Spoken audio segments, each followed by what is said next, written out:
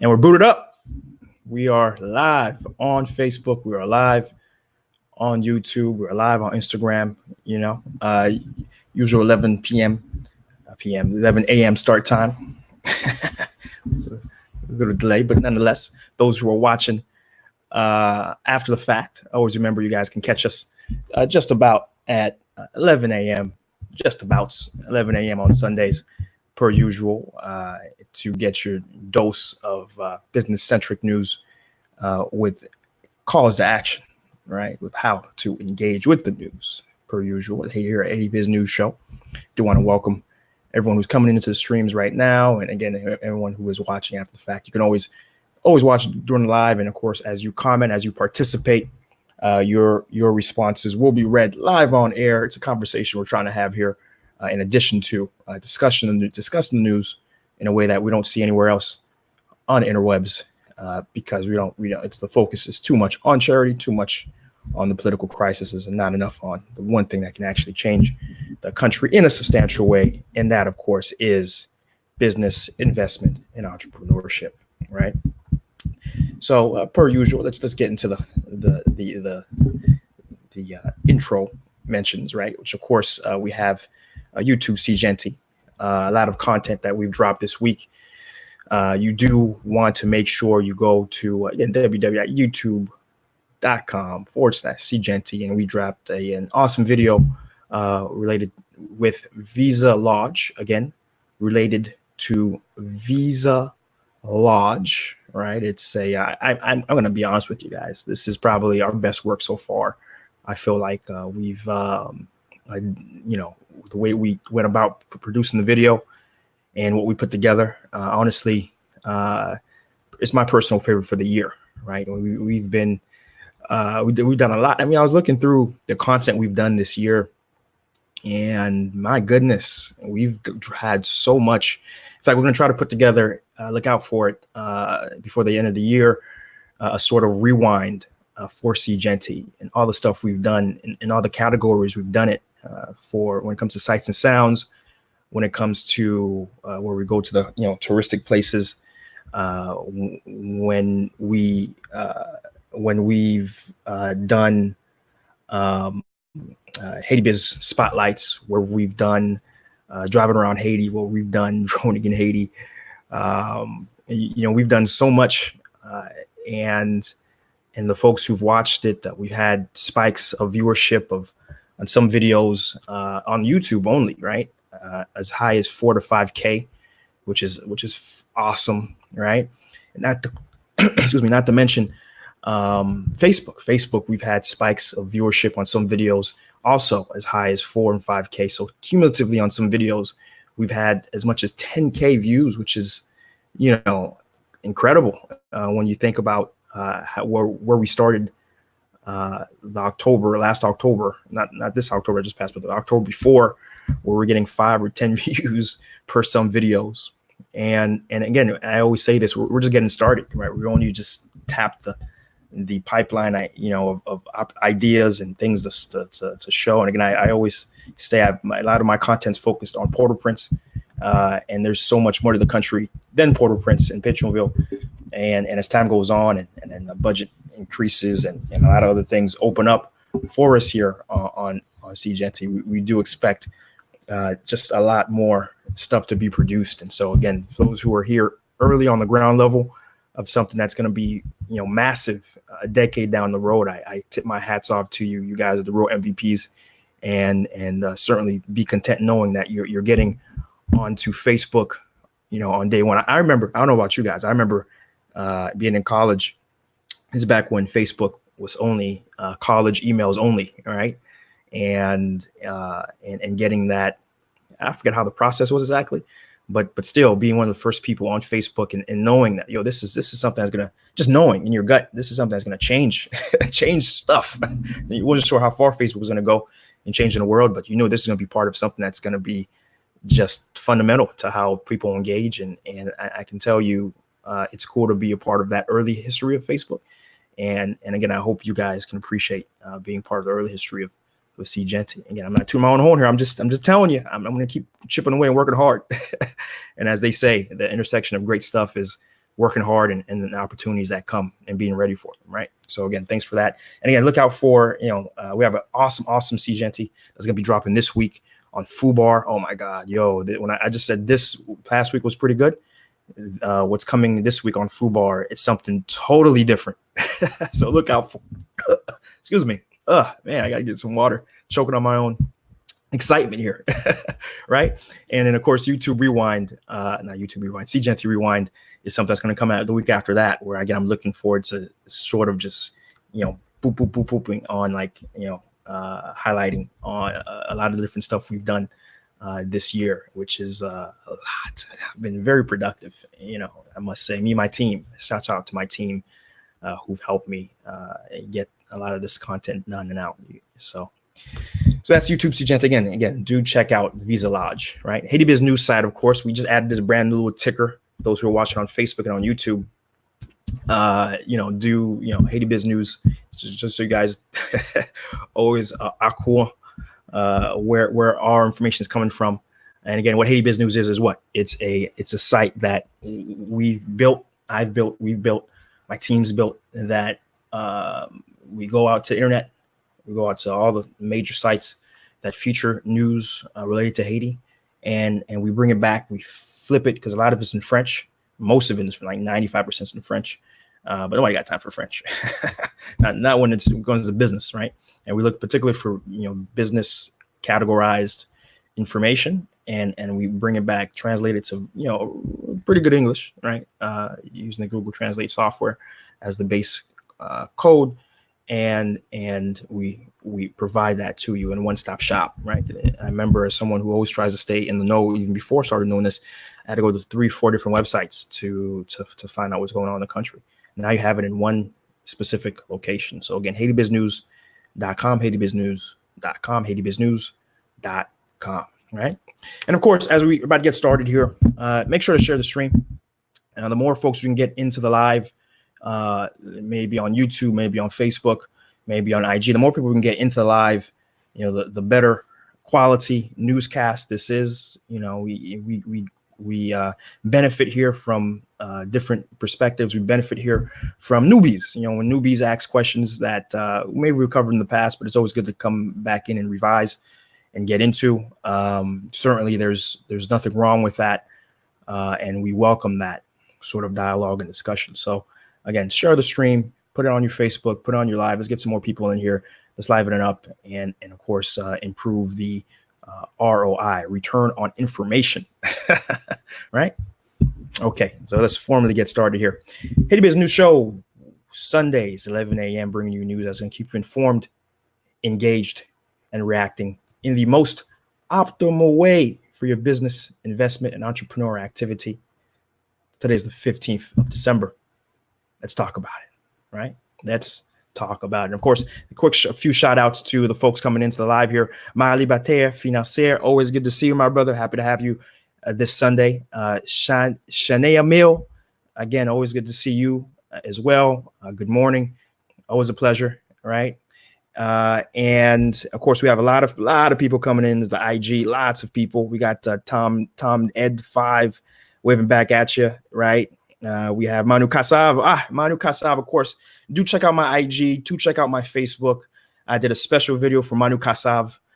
It's a small local Kassav producer here in Haiti. That honestly, I'm a big fan of Kassav in general. And I had their Kassav on Instagram. I was like, listen, we have to get you on my network, promote you, right? Talk about you, because more people need to know about you. And especially if you're in the country, they're not available just yet, stateside. They'll be soon. But if you're in the country, check out my video. I have their contact information on that video on my IG. Make sure you follow me on IG, Seejeanty, and on my Facebook page, again, Seejeanty, just like you see it here.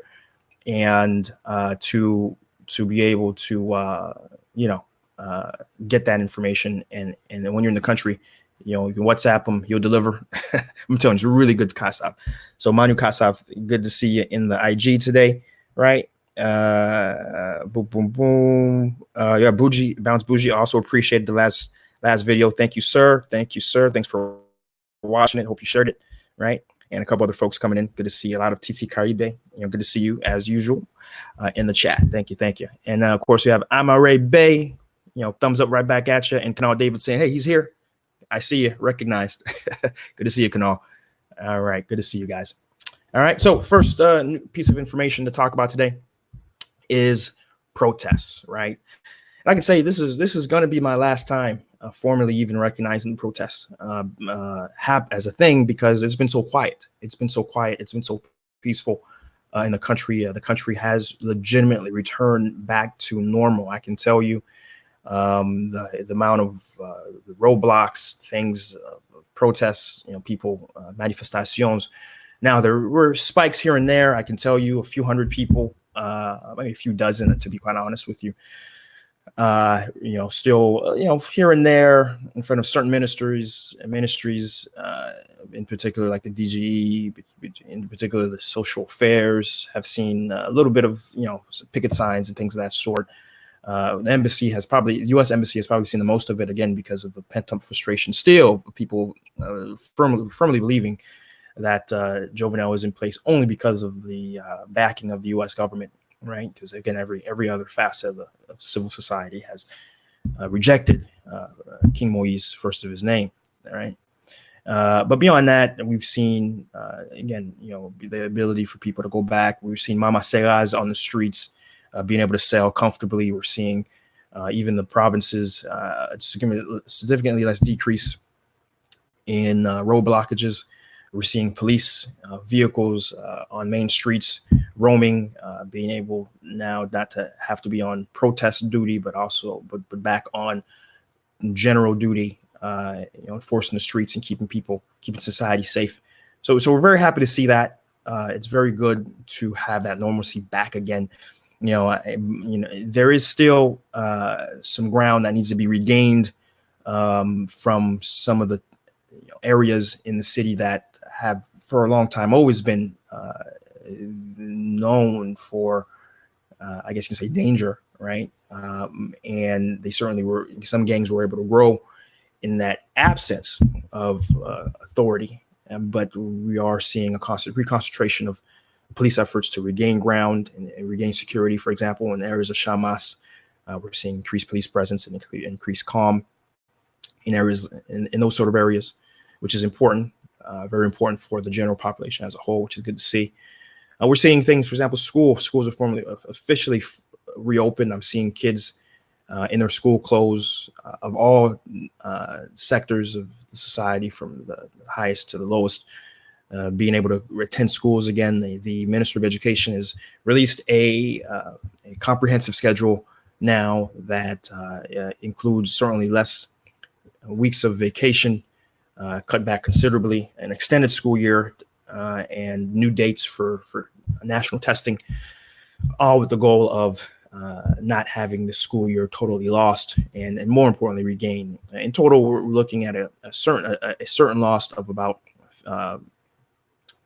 40 or so school days in general being lost, but nonetheless, they've recovered a good chunk of that back, given the updated schedule, right? We do have to talk about some aspects of the political progression of things. In particular, there's been a new agreement called the Kinam, which happened at the Kinam Hotel in Pétionville, which was signed with the backing of several allies of PHTK and King Moise, first of his name, which really highlight the unity framework. Moise has been cited to say that his primary number one goal is to establish a unity government to provide a degree of legitimacy to the current situation. And that agreement in Kinam includes providing a opposition prime minister, right? In addition to other aspects, for example, working to draft a revised constitution, right? What's in that constitution is I'm not fully aware, but certainly Jovenel has made clear that he has not been happy with his limited capacity as president because of the constitution, right? And additionally, there's been talk about Parliament members holding on to their office until new elections can actually happen. Right, that's a part of the agreement that was forwarded. Bear in mind, this is a counter to the agreement that happened at the Marriott back in November, where opposition leaders said very clearly that there would be no movement forward with Moise at the helm of the government, executive branch of the government.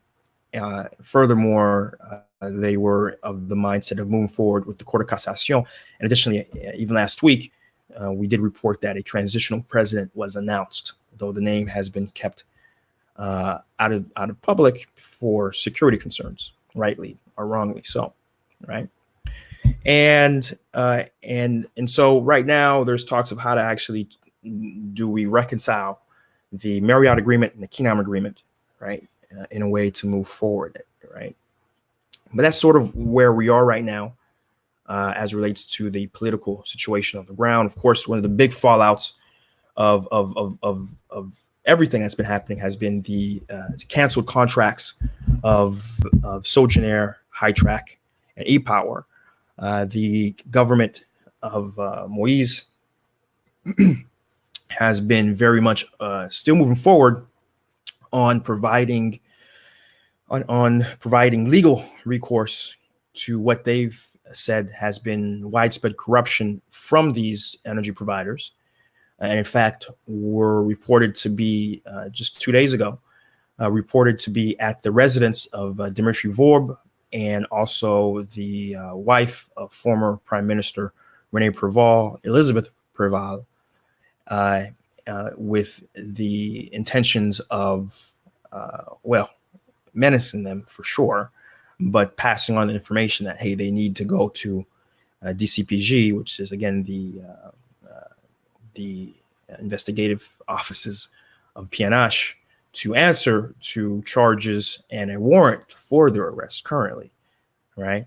Of course, they couldn't enter the property, even though some reports said they tried, because of the fact that you can't enter property without being escorted by a judge. And one of the early aspects of this very bizarre, very arbitrary process initiated by Moise has been the fact that they themselves, Moise's attorneys representing the government, said that they do not want any judge at the first level of the judiciary handling this case. They're trying to go straight to the appeals court and use judges of the appeals court to handle this case, which is, again, very much out of process.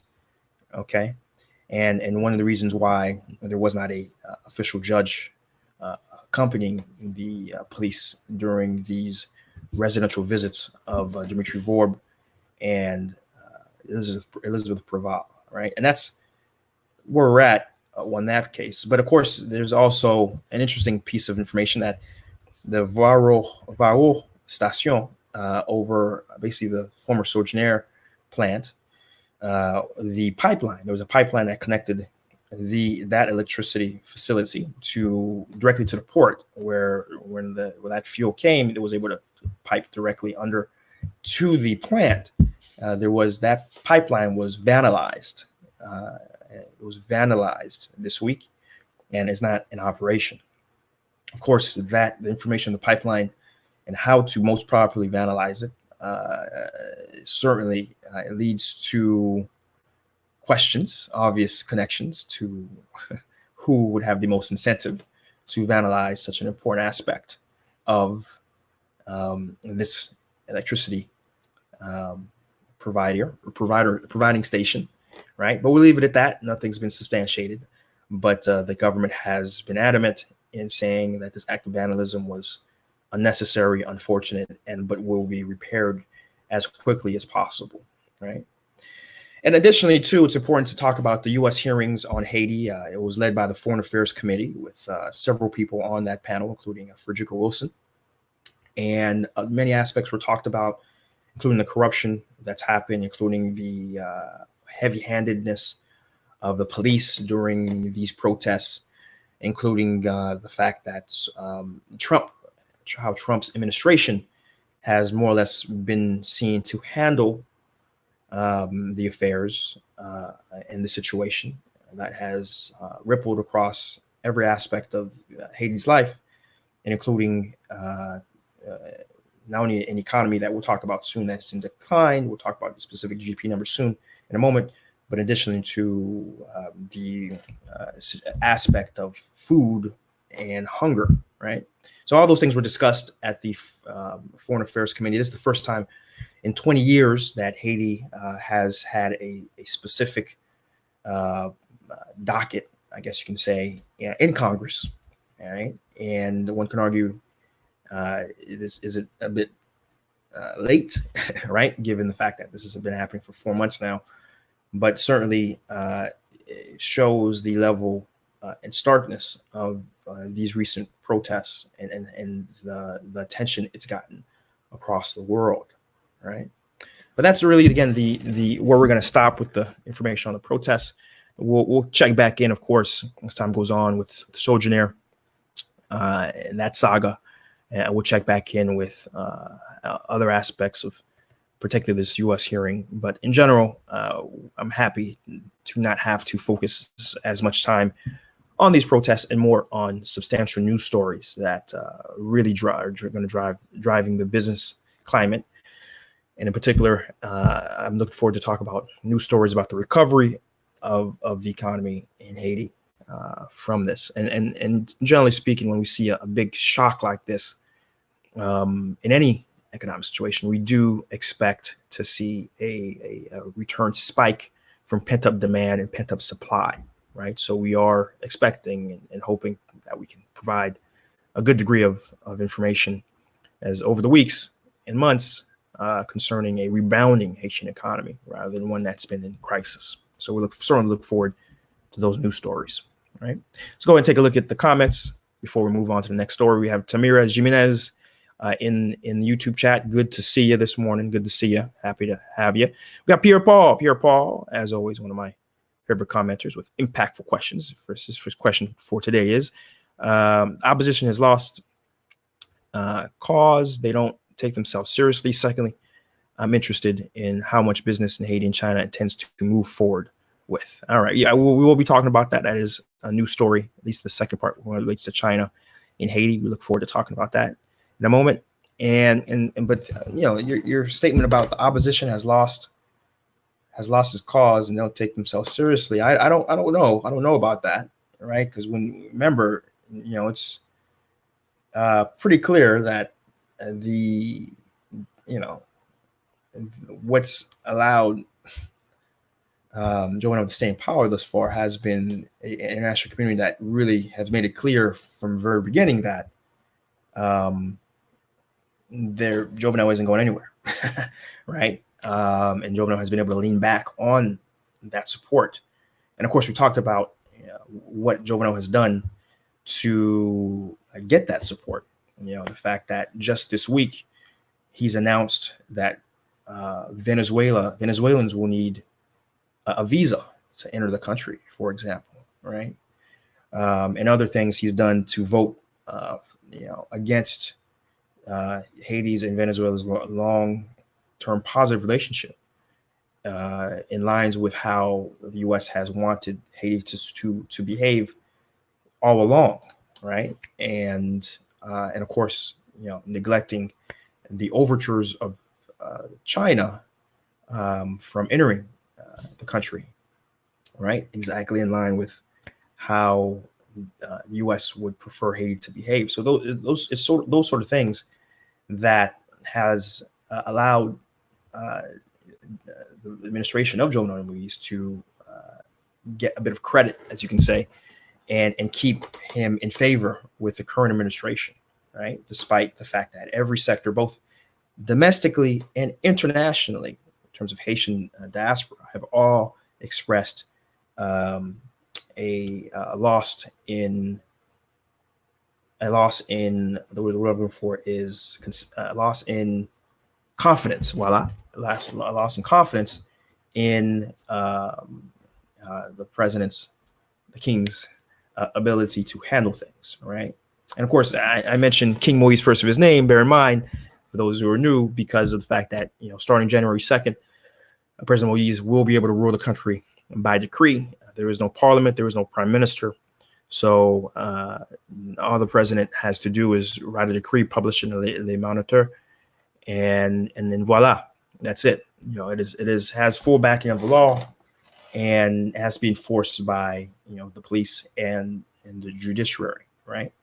And that is what you call a king. And so, thus the tongue-in-cheek King Moise, first of his name, right? And but yeah, so again, I'm not too sure. The opposition, to their credit, came together. They drafted a one agreement on November 11th. They did follow up and did elect or nominate a transitional president.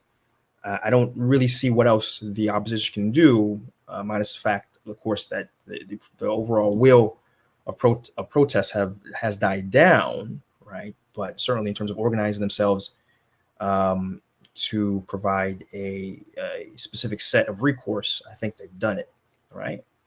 But good comment there, Pierre Paul. Appreciate it.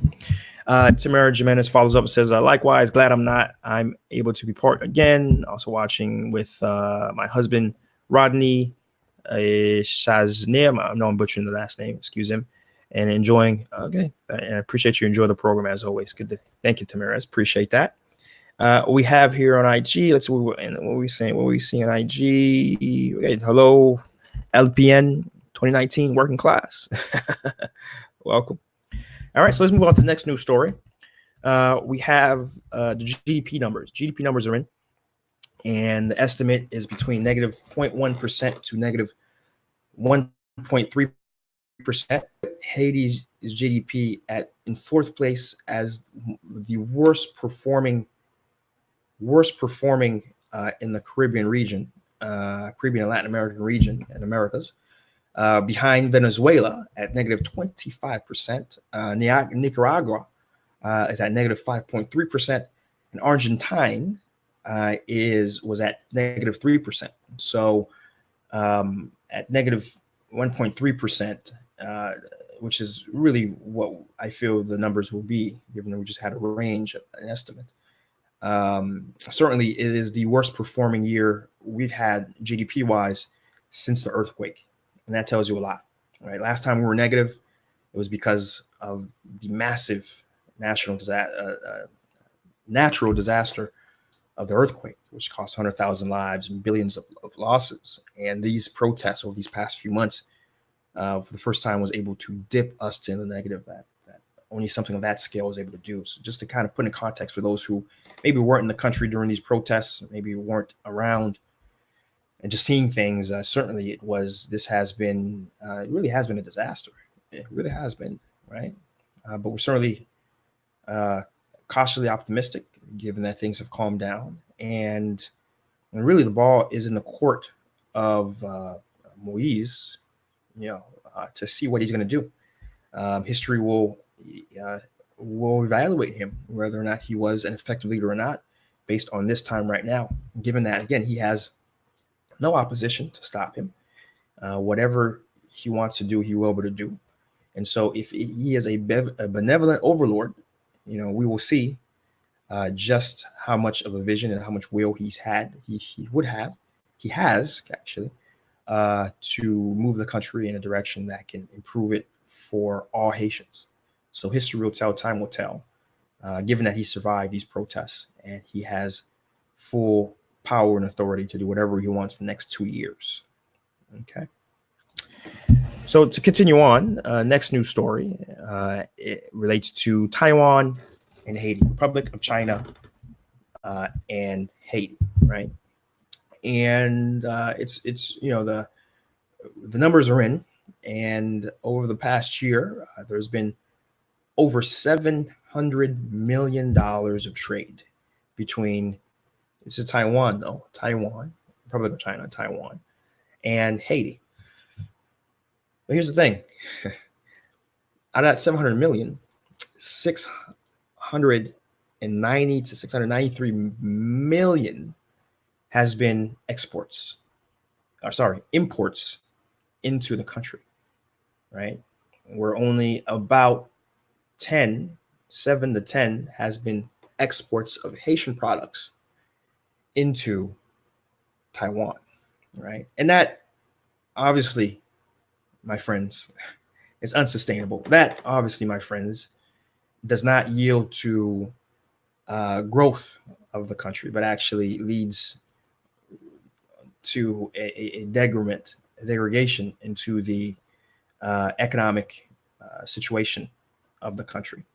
To their credit, Taiwan has expressed an interest in gathering and capturing more purchasing, importing, bringing into their country, more coffee products, Haitian coffee products, and whatever else they could get. For example, currently, the IMOR business group helps facilitate one firm's exports from Haiti to Taiwan of metal scraps, scrap metal into the country to the tune of $3 million, right? But of course, that was substantially harmed by the protests. A lot of products were sitting in port or at warehouse, unable to make the trek to the port and be exported out, right? And so it's been a lot of missed opportunity because Taiwan has expressed, and in fact, just 2 weeks ago, there was a wine festival, wine and chocolate products and things of that sort, where in fact, one of the companies we highlighted in the past, Seejeanty Chocolates, was able to feature some of their products as well there. Have expressed certainly the want and desire to build a relationship where they're getting purchasing or bringing in more products from Haiti, but there hasn't been much of a shared emphasis from the Haitian government to put resources in place to allow that to happen. It's been exclusively and strictly a private exercise to get that sort of access, and it's hard to be able to do that without being able to leverage the much more effective power of a state, and what a state with properly incentivized laws, legal structure, and support could do. Because certainly, as we know, Taiwan does support its local business. Taiwan does support its local agriculture. Taiwan does support exports by having its own import-export bank that helps finance deals and provide letters of credit, all things that are lacking in Haiti and Haiti's current structure, right? And certainly there's exists opportunity for Haitian diaspora entrepreneurs to key in on this current flow, even though I'm not a fan of how it's so heavily one-sided.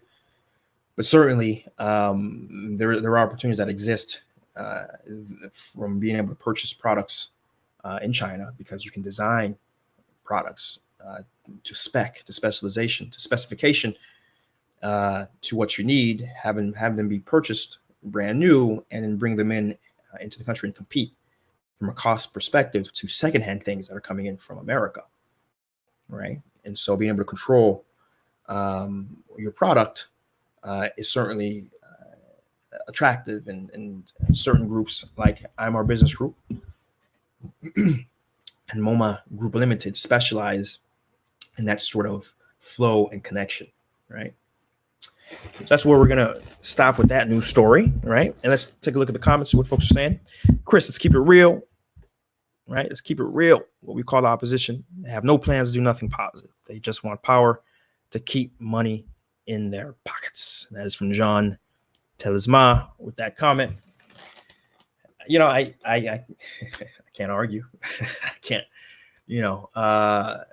the track record of both sides of the parties have certainly made it clear that, the incentive for them is to enrich themselves, i.e. the Petrocaribe scandal, i.e. just seeing things on the ground since 1987, when democracy is formally started in the country.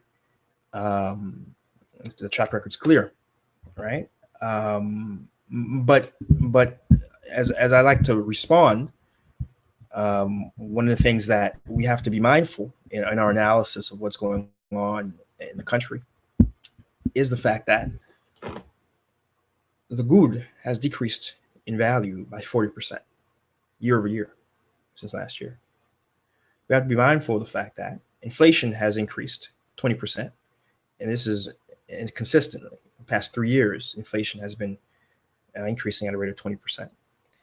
Don't forget that the way Moise has handled increasing fuel, where it's been IMF and all those the bodies that have backed and were desired um,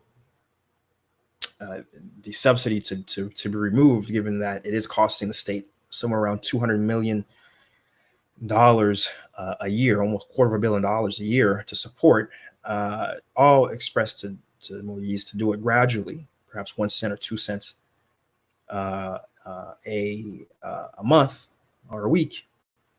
Instead, he decided to increase it during a Brazil football match by over 50%, which of course was the first round of major protests that occurred that lasted days, right? And of course, other small but significant slights. Again, voting against Venezuela, which many of the population has tremendous respect and appreciation for. Again, it's one of the few countries that actually, takes time to honor Dessalines, takes time to actually nationally recognize our national. I don't know of any other country that takes time to recognize our leaders in their country. Certainly not the United States, right? Certainly not, right? And so those sort of things that have really galvanized the people against Jovenel and a system that is seen to be extremely corrupt, right? And so it's very important to disconnect those two things, to disconnect the political opposition, who's obviously trying to key in on these things, the Petrocaribe, and of course I even mentioned that, the Petrocaribe corruption, of course, and then the people and the population as a whole, you and I included, right, John? You and I are included in this, that are extremely fatigued and are desired of the change in Haiti's entire political system, right? So let's just be clear, make sure we always keep those two things separate and not mix the two, right? Because when it comes to the opposition, I totally agree with you, right? And honestly, the only reason why I've switched ship, because I've been for a long time, I'd rather have a continuation of a constitutional process, as corrupt as it may be, as corrupt as it may be led by, rather than a wholesale tossing things out and restarting.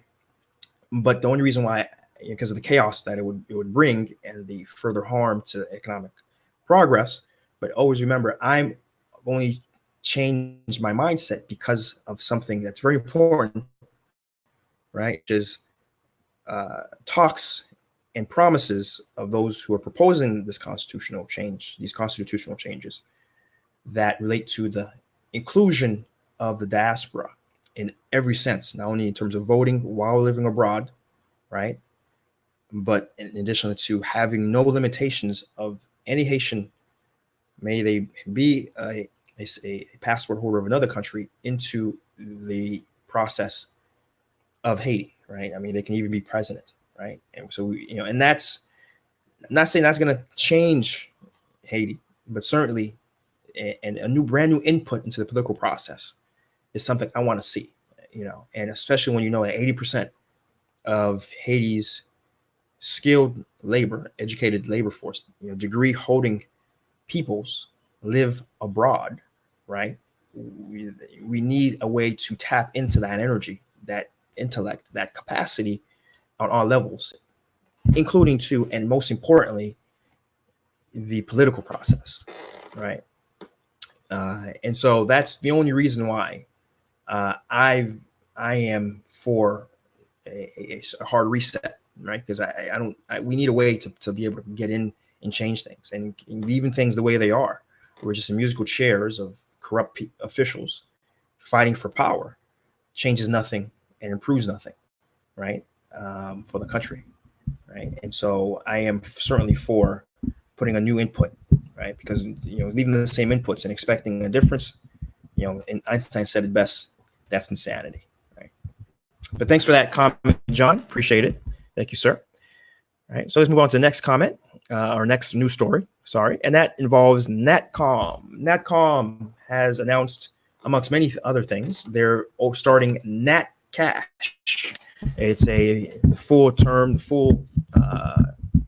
name for this is the Natcash e-wallet service, and it will function in a very similar to Digicel's Moncash. It will be a way for folks to be able to load money onto their accounts and also be able to pay for different services, not only their bill, but also be able to transfer money between people and between parties, and pay for different services, right? That which is the goal of these sort of digital processes. And certainly Natcom, which holds the largest network in Haiti and holds a very large baseline of people using wireless services, are in a position to certainly help change the dynamic. And now the fact that both major telecom providers will now have a digital payment service, because for the longest it was only Digicel.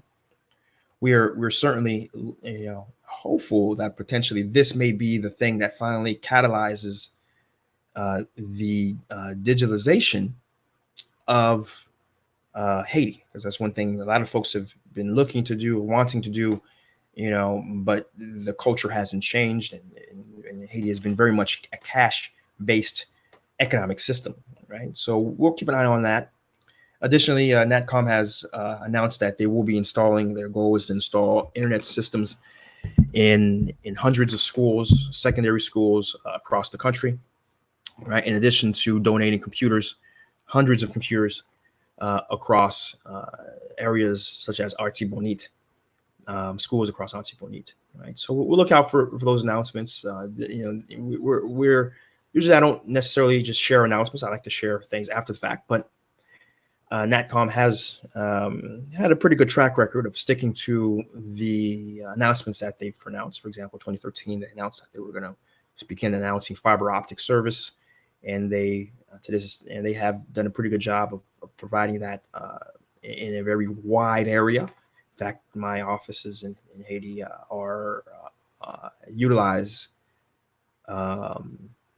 utilizes Natcom fiber in addition to access Haiti fiber, because in Haiti you have to have backups on backups, whatever the cost may be, right? So that's the Natcom e-service, right?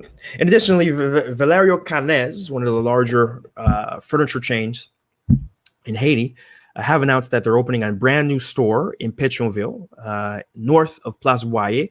This facility is going to be 3 stories, 3,600 square feet, and is looking to complement recent openings. Again, they've opened in total. They have 3 other furniture stores, with this being their second in Pétionville. So we're certainly happy to hear that bit of news, and we're certainly looking forward to seeing that being completed. All right, fully, because there are some aspects that are still under construction. And of course, one thing that Valerio is known for is the fact that though the majority of what they do is sourced abroad, they do have pieces and furniture pieces that are sourced domestically. So we're certainly hoping that particular aspect also continues to grow and be an aspect of their strategy, right? Right. So let's stop there and let's take a look, see what the comments are saying here. Right. We got John Talisman following. So low key slapping haters. Actually, was first in line there. Good to see you. Always fun to say that name at least once during the stream. He says the opposition is the barricades of Haiti's progression. The opposition is all the little senators and deputies and thieves in the palace. Dimitri Vol, Regina Boulos, they are the blueprint and they follow. Right. That is a perspective from low-key slapping haters. John Talisman follows up, says, totally understand where seeing you coming from, which makes sense, a lot of sense from now. Yeah, certainly that was my comment about making sure we keep those 2 things separate, right? And low-key follows up and says that they all need to go down for fraud, neglecting government funds. The power of manipulating is strong, my friend. Low-key has said nothing I disagree with, right? Nothing I've disagreed with. WAP Mini, good to see you. WAP Mini 99, right? Good to see a consistent, long time commenter. Asks, what companies or groups that is responsible for street cleanup after the protests? We have DINEPA, DINEPA, which is the sanitation department of Haiti. They're the primary department that's in that pay that cleans up the streets. And additionally to there is a specific department as well.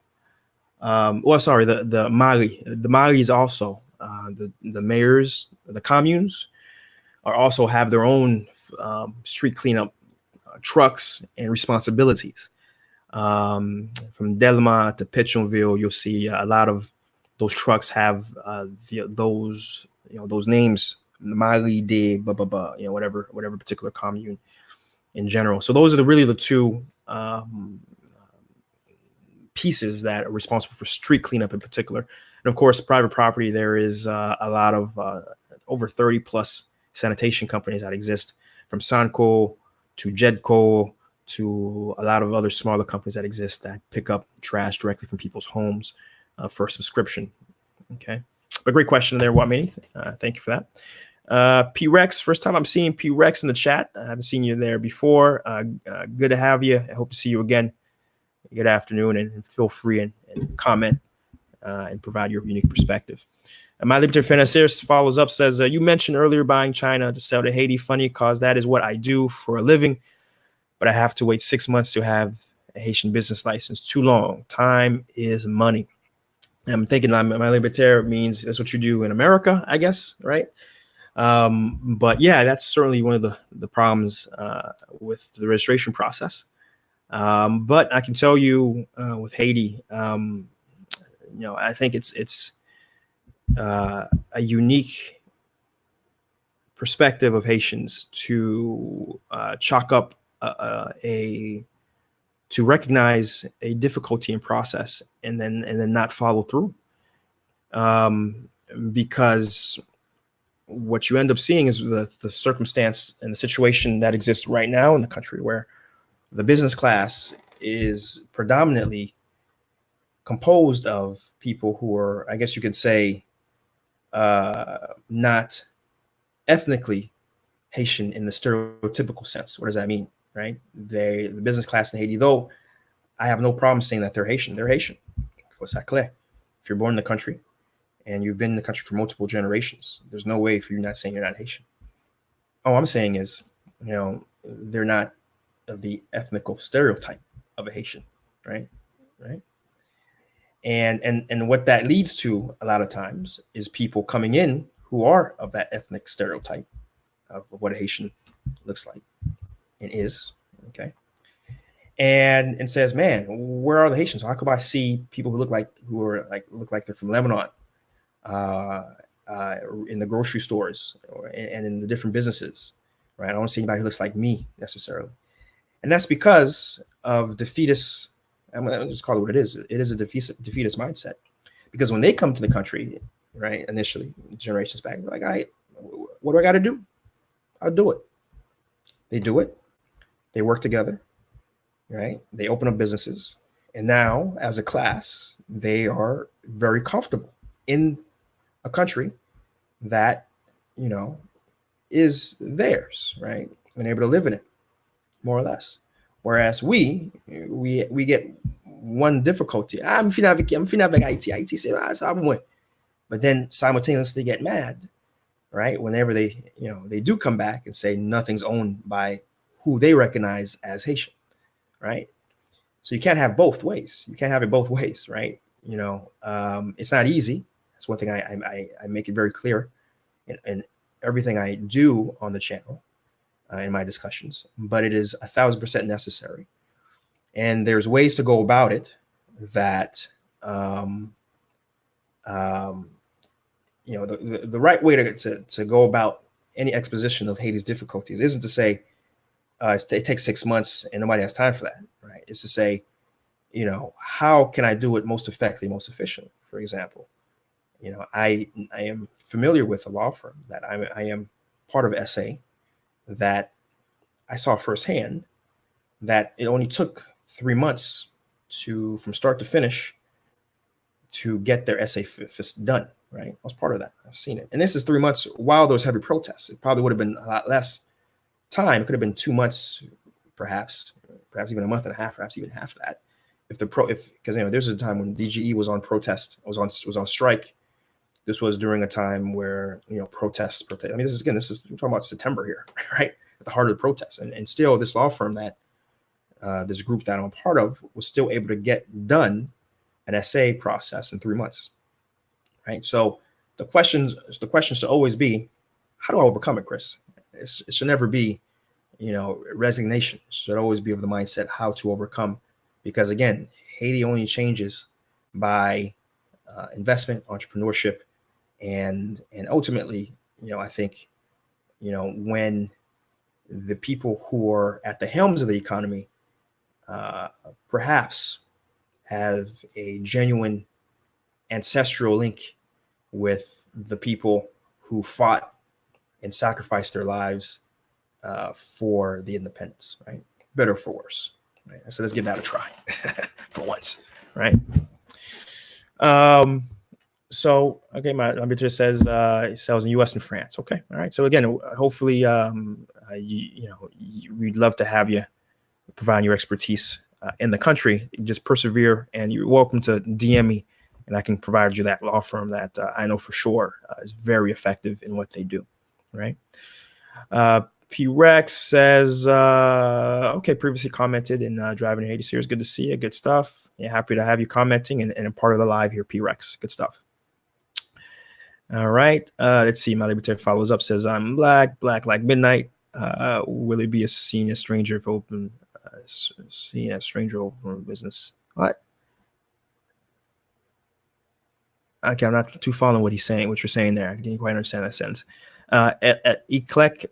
Eclectic says, are you saying the colorism does not affect inequality in Haiti? There certainly is a colorism in Haiti. That is 100% true. I'm not sure if I talked about this in the past, but one of the reasons why I've sort of pulled back from my domestic staffing firm, particularly as it relates to how I was structured before, working with domestic firms, was because of what I saw, a rampant culture of colorism that exists within the domestic businesses in the country. And one reason why my staffing company, not the outsourcing, right, but the staffing company that still exists, Haiti Pro Staffing, works almost exclusively with NGOs and private investment companies, private groups that are coming into the country, because a lot of those companies and entities don't have that mindset. It's more structured on merit and capacity rather than on how someone looks, right? To put it mildly. So eclectic. Let's be clear. There is rampant colorism that exists in Haiti. Period. Fact, right? Which I don't participate in. Also, fact, right?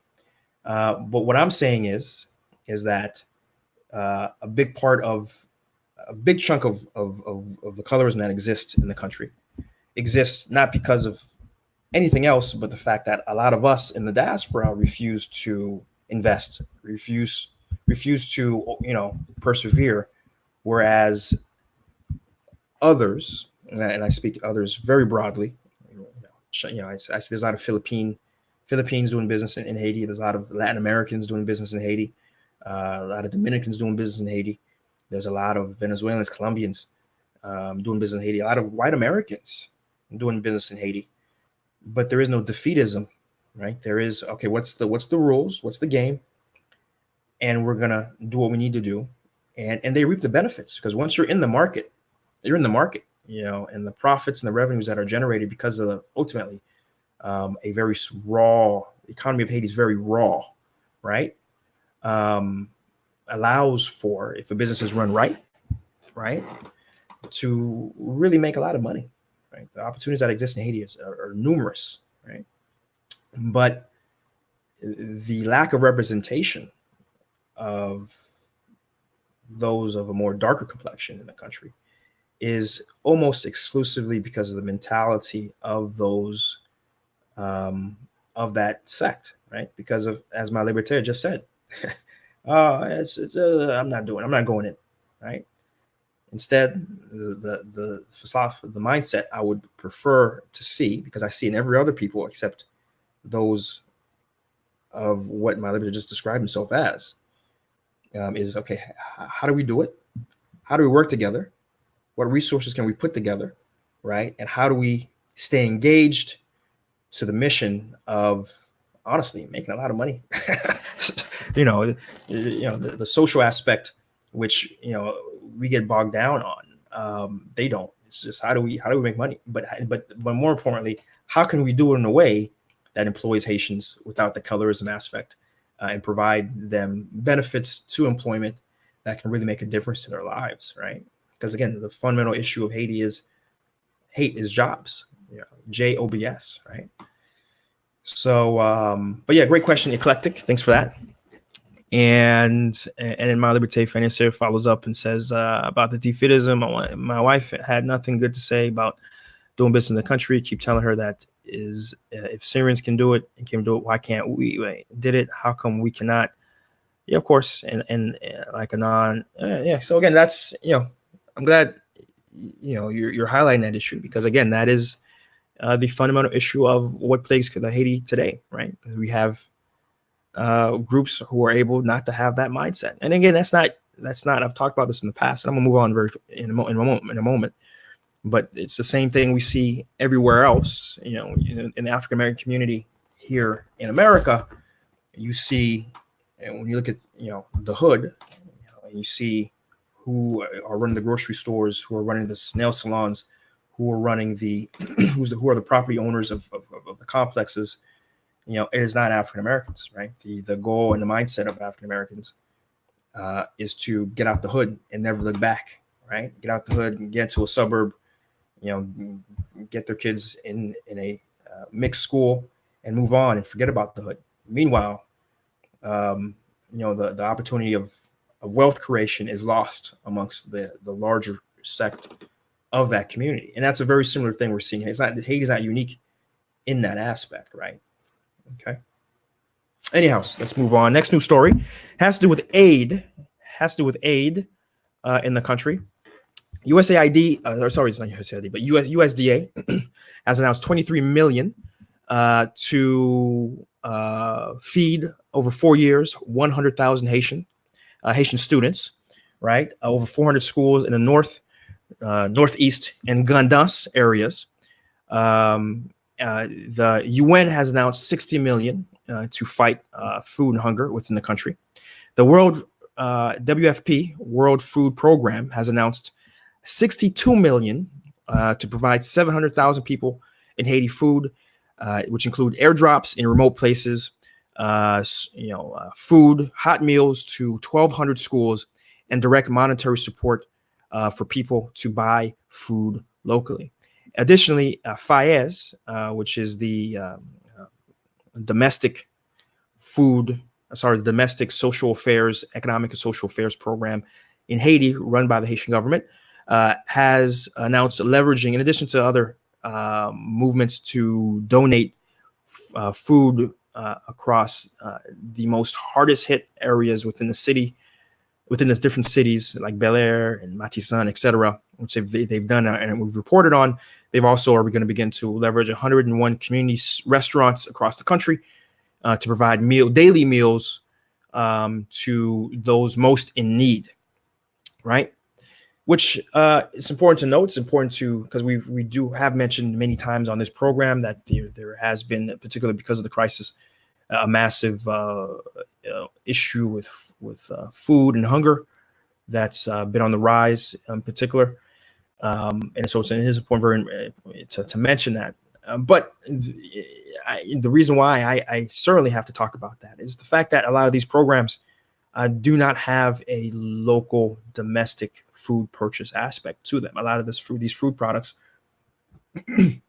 are food and rice, et cetera, that will be imported from the United States and abroad, right? Which, as we know, will be to the detriment of local producers who, because you can't, it's hard to compete against free, right? And in addition to having a lack of control of the quality of the food products, and knowing exactly what is being served, that is always a question mark. We do recall providing a news story a few months ago where food that was being provided from one of these organizations was expired, had clear expired dates of over a year, but yet those were being provided out. In their defense, they did respond and said the expiration dates were not affecting food quality, but only recommendations.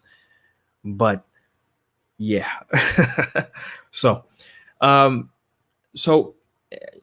will also add this piece to say that one of the things that made the school feeding program in America so effective and so important to the economic improvement of the country was the fact that it was seen as a way to help support farmers, where the U.S. government would purchase food from farmers, local farmers, and then in America, and then provide that to school children. And that was used as a way to sort of offset the massive amount of capacity that was no longer needed because of the end of World War II, where again previously the United States government was purchasing food products to help with the war effort, but certainly wanted to not just drop and leave a lot of these farmers hanging from no longer having that sort of source of income. And this is where you get American cheese, like the cheese blocks and a lot of stuff, folks who grew up in America may be familiar with, right? And certainly things that could be imitated by the Haitian government, right? Particularly since King Moise has, first of his name, has expressed a desire to help the agriculture sector, in particular, with providing a bank specifically for agriculture. So that is certainly one thing that could be imitated. And certainly one thing that a lot of these entities have known the effectiveness of, but have not imitated in this country, perplexingly, right? And has led to a dependence on this aid, right? Not only a dependence, but again, hurts the local domestic economy. So while I will say and think this is overall a good thing that these people are going to be receiving food and necessary, I certainly wished it could be structured in a way that would not be as so negatively impactful to the larger long-term economic situation of the country, where the number one priority should be how do we purchase and source as much of this food aid domestically in the country from local farmers, right? And then whatever's left and hanging, then we can import the little left, but always with the goal of how do we increase the capacity, production and capacity from the domestic, right? And that's where the discussion never is, and that's where the discussion needs to be. All right. Before we move on to the next news story, let's see what folks are saying in the comments. Let's see. My Libertaire says in Europe, same thing. We're seeing folks in Black communities not owning much, even in Europe. P-Rex says the electricity situation is completely out of control. Certainly, I think we've have mentioned that, and though I didn't mention that today, yes, the situation for electricity has been very low, very poor, as more poor than usual, right? More poor than usual. I know even myself, from an average, we used to see like this time last year, we're seeing an average of electricity of 18 to 12 hours in my office. That has gone down to an average of closer to 4 to 2 hours per day, right? So certainly, and I'm grateful for that, because I know I have associates and people I know and friends who have gone this week alone have gone 6 days without electricity. And again, this is all connected to the Seejeanty battle and the fight with Moise, who has ultimately ruled that the people on the streets, because the hundreds of thousands of people were being paid purely, right? But P-Rex, thanks for bringing that up. And certainly the electricity situation is has degraded, and certainly with the continual fight of Moise, there isn't going to be any improvement anytime soon in the current situation. Right. Pierre Paul follows up, says, I was meaning to ask you, since I read up twice in the past few months, what have you heard about the project northeast of Haiti, like OCOP, like Capais and urban projects announced lately? Which project are you referring to, Pierre Paul? I'm not too familiar. Because, I mean, there's a lot of different things going on across the country, so you got to be a little more specific. Have you heard about the project up north? Yeah, I'm not. You have to be more specific. You know, what are you talking about? Electric says sell by date. Yeah. Responding to my previous comment about expiration, right? Okay, let's take a look at. Okay, nothing there. Okay, all right. Just an IG real quick. And our final two news stories has to be of the situations in the DR in Bahamas as relates to immigration. DR has announced the construction of 17 kilometers of wall near Belader, right, where Trump has been talking about building a border wall. DR has been pretty darn good and pretty darn effective actually doing it. Whether or not it's a wall, hard concrete, or a heavily fenced with barbed wire at the top. It's as we hear, certainly a mix of those styles. And DR has said, well, it's not really a wall. It's just at certain checkpoints we're trying to improve the facilitation and order of those checkpoints. This is what the DR government has claimed. Meanwhile, it's been announced for the month of November, 9,700. That's 9,700 Haitians have been deported from the Dominican Republic back to Haiti. Right. In Bahamas authorities have announced that they will continue to ramp up their deportation efforts of illegals in the country. And Haitians in particular have been most affected. Authorities have also announced that they will begin to target churches. There's been reports that many churches have been housing illegals, Haitian illegals in particular, on their grounds. And the Bahamas authorities have said they will begin raiding of churches to capture, arrest, and deport illegal Haitians in the country, right? Certainly, it's always a heartbreaking, emotional thing for me, to be quite honest with you, to report the mistreatment of Haitians, my brothers and sisters, in different countries. Because of the fact that I think everyone understands that they wouldn't be in another country if their country was working. Right. If Haiti had jobs, if there was economic opportunity in the country, if there was educational opportunity, medical protections, very few people would leave. And if folks are leaving for a better life, right, and being denied that.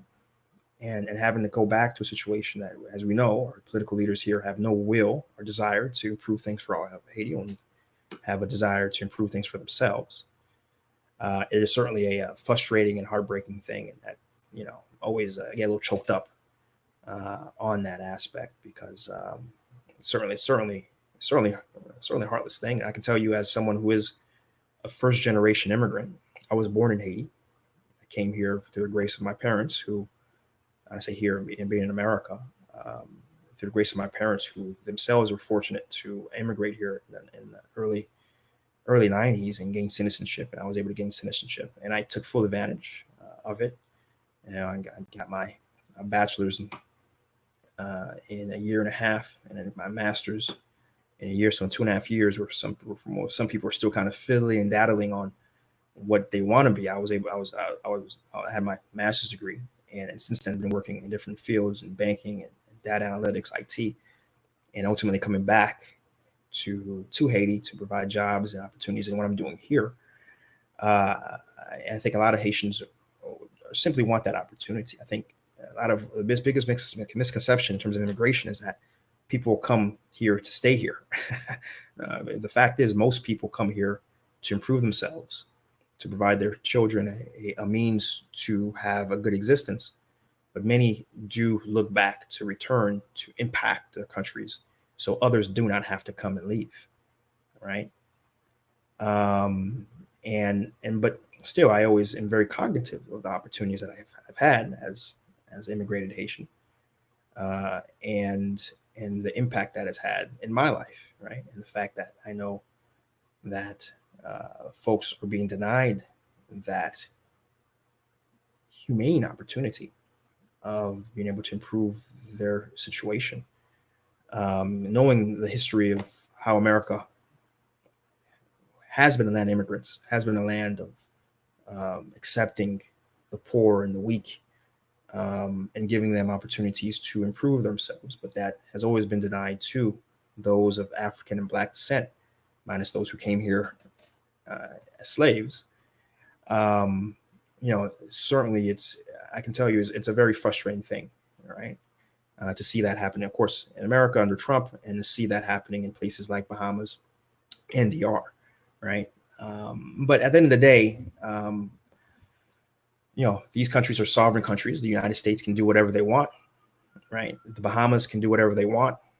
DR can do whatever they want because it's their country, right? They can choose who to allow and who not to allow. And we honestly, though us who are maybe, American can certainly push our legislators to have much more open heart and much more compassionate for those seeking a better life, especially when we know that immigrants actually add to the general economic welfare in mass, though let's be honest, those who are at the lower fringes of society are affected negatively by the competition that foreign labor does provide. But the economy as a whole does benefit from the new energy, new ambition, and population growth that immigration provides. That's been proven as economic fact, right? So minus those aspects, I always will come back to say that whatever the arguments may be, countries are sovereign and they have full right to choose however they want to handle people coming in. And it has to come back on us as Haitians to say, what's going on is unjust. What's going on in DR is unjust. What's going on happening in Bahamas is unjust. What's going on in America right now is unjust. But nonetheless, what can we do to fix Haiti? So, because that's the source of everything, is a broken country, right? And what can we do to impact that country so folks aren't leaving and being treated in a dehumanized way in other people's countries, right? So that's my perspective on that. Let's go ahead and take a look at the comments, what people are saying. Let's go up. Ooh, lots of comments there. Let's go all the way up. Here we go. Let's see where we're at. Okay, like Eclectic says, these seem to be like emergency relief efforts until Haitian leaders take initiative to leverage aid in the interest of the people. Nothing will change. I agree with you full-heartedly, Eclectic. P-Rex says, that's how many days we've gotten electricity. So P-Rex is living in Haiti and is experiencing the electricity situation. It is very, very, very dire and disappointing. P-Rex is living over in the Kenskoff, and that's where I've heard it's been particularly bad in that area in particular, which is interesting, right? And let's see, Pierre Paul says the Unity Central Execution and Environmental Project or Cap Haïtien. It's in French though. This is the first time hearing it, Pierre Paul, unfortunately. Again, I do know there's a lot of different things going on in the Northeast area, from a very large trash dump. Am I saying it right? A dump, right? A waste field. There you go. There's a very large waste field that finally was moving forward. I am aware that King Moise sent over some very large generators, megawatt generators for electricity production for the North. I didn't report on it on this cast just because, sending over large pieces of equipment isn't helpful. What's helpful is having a system in place to maintain that electricity that's being generated, right? And also to be able to collect revenue from the electricity being generated so it can be reinvested into providing more and more electricity, right? There is no talk of that, right? Simply there's, oh, here's a generator to the north. To me, it's not news, right? Except in this conversation that we're just having right now, right? I'm hearing also there's construction of different solar panel farms that are being distributed, usually in remote areas, and folks are able to pay very small amounts of good to be able to phone electrical products in addition to getting to their home. But yeah, that if I can, for the title which you just shared, in terms of what's going on. So feel free and send me an email. My email is linked in the description below on that, and maybe I can talk. I haven't heard the particulars of what this may be. And it says they're sovereign, but there is a minimum of human rights. There are, in essence, refugees. They are sovereign. They can do whatever they want. Right? It's on us as Haitians to fight. I mean, I mean it. I mean it. We have to fight for that works for our Haitians. And there's many fronts to this fight, but the front that lacks the most is the economic front, and then we need leaders on that front coming in, working together, right, on the economic front, right, rather than what's always been every Haitian man in the barbershop wants to be president. Go in Haiti, it's Haiti, and lead a political revolution, right, and impose their own right. How has that worked out for the last 20 years? That's been the entire history of coups and people wanting to run things. How's that worked out? You tell me, right? It hasn't worked out too well because Haiti still has remained the poorest in the nation, in the hemisphere, and one of the poorest in the world, right? When will we instead focus exclusively on the economic front and empowering and engaging the economic resources that we have and the capacity of our peoples to provide jobs, provide economic opportunity as a whole, as the number one platform to work together and rally behind? When is that going to happen? Right? It's happened in every other country that's shown success and progress, right? But it has not happened in Haiti. When is that? But my question is, when is that going to happen? And when are we in the diaspora going to have that mindset, right? And not allow, our people to say, oh, I'm not going to Haiti because this and that. Meanwhile, everyone else is coming in and finding success, finding ways to persevere, right? So I think that's where we're going to end it today. Let's do a quick wrap up of the news stories we talked about. The news stories we talked about in today's episode was we talked about the protests finally being over. We talked about new school schedules being out. We talked about the Kiam agreement, that came out December 5th, where allies of the administration have more or less decided on a unity framework where they will nominate a opposition prime minister to work alongside President Moise, right? It includes different aspects, including this agreement includes discussions of a new constitution and Parliament keep in office until elections are able to be held, right? Additionally, we talked about U.S. hearings in Haiti. This is the first time in 20 years that we've had such hearings and to discuss different aspects of it and ultimately how things have been handled from a side and how potentially they should be handled and could be handled. Talks are ongoing. We talked about Seejeanty and the fact that the police have made direct inquiries to the properties of Dmitry Vorb and Elizabeth Preval, to get them to go to DCPG and turn themselves in ultimately, or turn themselves in for questioning, right? A pipeline, we reported a pipeline of the oil that connects the former Seejeanty plant down in Cité du Soleil was vandalized, severely so, right? And that's been very much an outcry from the government, obviously, about that vandalism.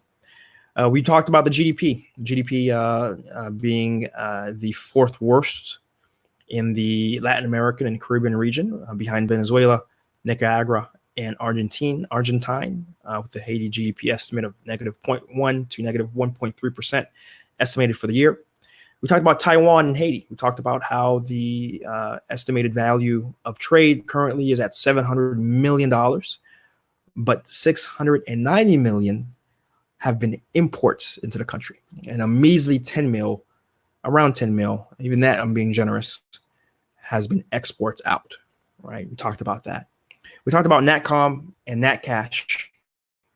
Talked about cash, and Natcom coming out with their own digital wallet service to Moncash and Digicel.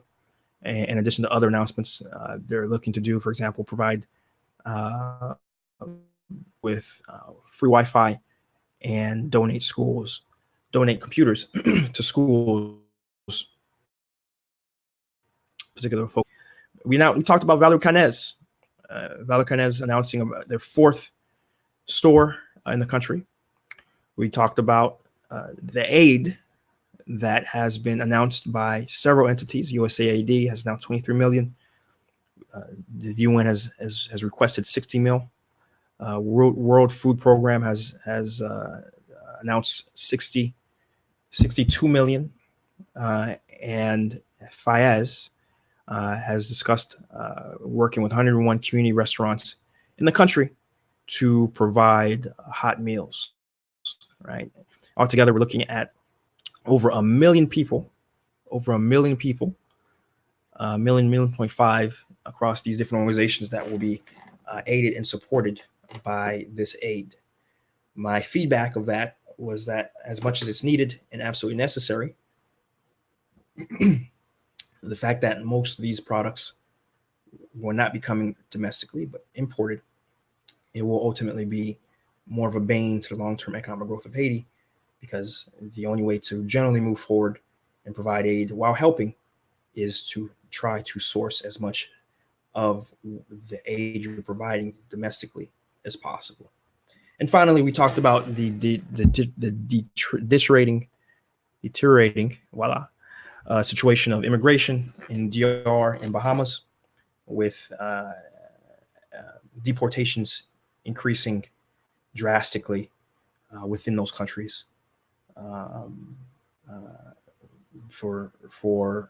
and walls being built in particular on DR side, right? And ultimately, the need for us Haitians to do everything we can to finally build a Haiti that works for every Haitian, and to be in a world where Haitians do not necessarily have to have the need to leave because they'll have jobs and opportunity, right? And that was the news stories for today, right? Edwin William, you're late, my friend. Eclectic follows up, finals, and says 90% of exports is to the U.S., to their companies, right? Exactly, importing their products, right, into the country to other American companies. Yeah, absolutely. Right. So that's where we're going to end it today. I do appreciate everyone who came into the cast and were able to participate. As always, you guys are my co-hosts. You guys are why I am online and provide the news that I provide. I certainly appreciate you, who do come in and who do engage. You guys are the real MVPs, right? As always, as I mentioned at the top of the cast, we did provide a brand new YouTube Seejeanty. We visited Visa Lodge. It was one of my, honestly, I don't think one of my favorite ones of the year, honestly, what we put together. In fact, I've just been watching in a loop, between the music and the effects, and how we put things together. And of course, the interview part was really, really value added. And Dominique Carvanis was able to provide a very impactful perspective on what it means to be a business owner in the travel industry. So if you haven't watched that episode yet, watch it and then share it. Right. Haiti Biz News site, as you can see the ticker right below here, Haiti Biz News. Go visit it. Right. As we go out to the internets, and we grab articles, mostly in that 95% of everything written in Haiti is in French, which doesn't help because most of the diaspora and the business community, do their business in English, right? And so everything's transformed in English, and it's a one-stop shop where you get all your information, business-related information in particular, in one place. So again, HaitiBizNews.com. Everything we talked about here today, all the articles on HaitiBizNews.com, HaitiBizNews.com. They're going to all be found there, by the way, right, in much more detail. So do check that out. If you appreciated this cast today, do me a favor, share the stream, right? We had if you agreed that there was a lot of value-added information provided, right? Do make sure, share it on your Facebook, share it on your WhatsApp, share it, right? Let's improve. Let's get the return on information out there, right? And I guess the final little bit I have to share, I should probably share this at the top of hour 2. Next week, there will not be a Haiti Biz News show. We are taking a week off. It's the holidays. I will be in a situation where I will not have access to my office and my equipment. And so there will not be a Haiti Biz News show next weekend, but we'll be back the following weekend with equal deep dive. I'll make up for it. We'll include the week I lost, and that new week we'll provide all the information at that time. And I don't intend to miss any other weekends in the foreseeable future, knock on wood, health permitting, right? So again, just letting you guys know, there will not be a Haiti Biz News show next weekend, but we will continue as expected every other weekend. Okay. All right. So again, that's it, right? I appreciate you, right? And as you know, until we're back at it again, we'll be back at it again. Peace.